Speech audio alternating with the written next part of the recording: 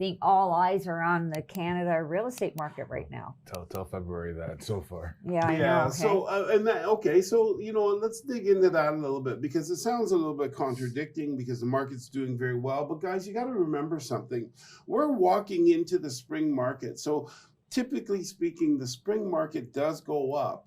But with every time the market goes up, it also comes down. And that's what a normal adjustment is in the marketplace. What we saw last year and stuff where, they were adjustments, but they were abnormal adjustments. What we're seeing this year versus last year would be called a market crash. And that's where we're at.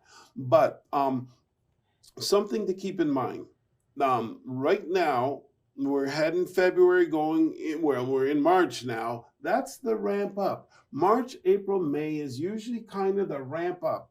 And then the summer comes and it starts to turn over and starts to recline or adjust some of the increases that we had. So we are going to experience this. The question is that when we get to the summer and the full effects, because we would have been over a year, because remember the rate hike started last March.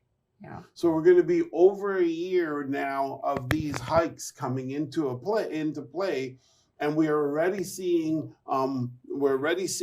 many more people missing their mortgage payments, many people missing their car payments, many businesses going under. We're starting to see all this stuff come in the economy, and we have spoken to several people, not one or two, several people who are in a position where their home is not affordable to them anymore, and the market has declined below what they actually owe on the home. And so these homes are going to be hitting the market. And when they do, these people aren't going to have a lot of choice in holding back. They're being forced to sell. So then what's going to happen if we get this overflex of inventory hit in the marketplace? It's going to be a very, very difficult time, and the marketplace we already know we're going to be coming down from the spring high that we're beginning to see go on right now. We're going to start to see the descent of the summer months. If it becomes an influx of inventory during a declining time, we may not come out of that. We may not. So I don't think we're out of the clear yet. And as a matter of fact, all of the effects that we've felt on the marketplace are mainly theoretically. Like we're talking about people who their mortgage payments have increased all this amount, but they're not experiencing the real effect of the marketplace yet for any period of time. That's coming. And then when your mortgage payment goes from $3,000 a month to $5,000 a month, and then the value of your house went from 1.4 to 1.1, and you're like, well, I owe 1.2 on it, and it's worth, because you put 200,000 and change down, and I owe 1.1. It's worth. What was I saying? It's worth. Let's say it's worth 1.1. I owe 1.2 on it, and my payments have gone to $5,000 a month. That's pretty discouraging. Looking a little dark. And then so what happens is those people will tend to jump out of the marketplace, and if we see that can cause a real horrible spiral. If you guys, and that this is the part that I'm a little bit concerned about. I don't think we're out of the woodworks yet, and the other part of it is what I like to say to those people, straight to those people: you need to weather the storm. Don't jump up. Don't even look at the value of your home. So if they jump up, where are they going? They're getting out of the mess they're in.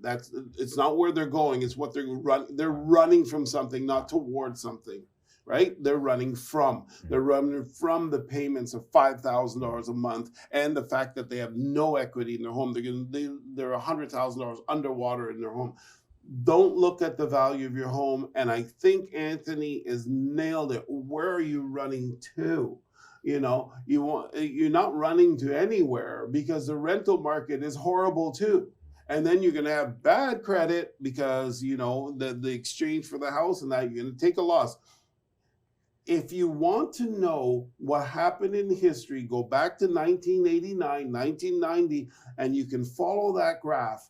Take that graph, impose it on today, and you can follow that graph. Everything is going to be okay. It's just not good now. Okay, just like we had a huge winter storm last night. So, it was a really kind of bad storm, but it doesn't mean that we all want to pack up and leave Canada. Or leave the GTA and move to, whatever, or start heading to Alaska, which would make it worse. I can't even see anything other than my driveway in my head right now. Yeah, and so you want to hang in there. You want to find a way to be able to make your payments. And I can guarantee you what's going to happen in the next few years. Your home is going to be worth a lot more money. You have to go through this pain. So, and I think Anthony hit it right on the head. Where are you going to go? You know what? Stick it out. Right now, well, like we said, and I believe that this is going to adjust anyways, but the market went up $50,000 last month. Like, where can you have an investment that will perform like this? And what I would say is it is a little bit negative right now.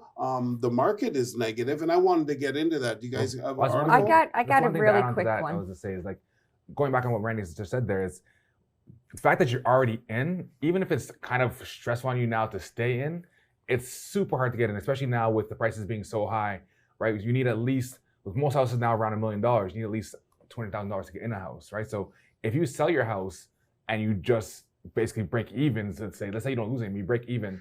So you're losing the house, you have no cash on hand, you maybe get into rent a place. Now you have to save up $20,000 whenever you want to get back into a house, right? So, and saving $20,000 is not an easy task, right? So if you manage to get in, you want to fight and claw to stay in, because once you leave, it's not easy to get back in, especially if you don't have a big sum of money to help you with that process. Yeah, that's probably the most important point to everything is how are you going to get back in? So struggle, do what you got to do to stay in.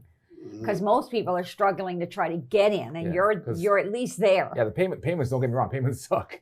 But saving $250,000, which is what it might be in, like, let's say, the next 10, 15 years, as prices continue to go up, that's going to be even a bigger task, because the home prices are going up, but our incomes aren't really following at the same pace as that. And if you take into inflation, all the things, like all the cost of living. So yeah, if you're in, fight and claw, beg, borrow, do what you have to do. I would say not beg, borrow, don't try not to steal. Do the third one that we usually say. But yeah, you want to do your best to try to stay in if you can. Like, you gotta, again, be creative if you have to. Thank you for watching our video. We hope you enjoyed it. And please let us know your thoughts in the comments, as well as any questions you may have. We're live most Saturdays at 11 a.m. Eastern Standard Time, so make sure to tune in. Thank you again for watching, and remember to like this video, subscribe to our channel, and click the bell icon so you can stay up to date on all our future uploads.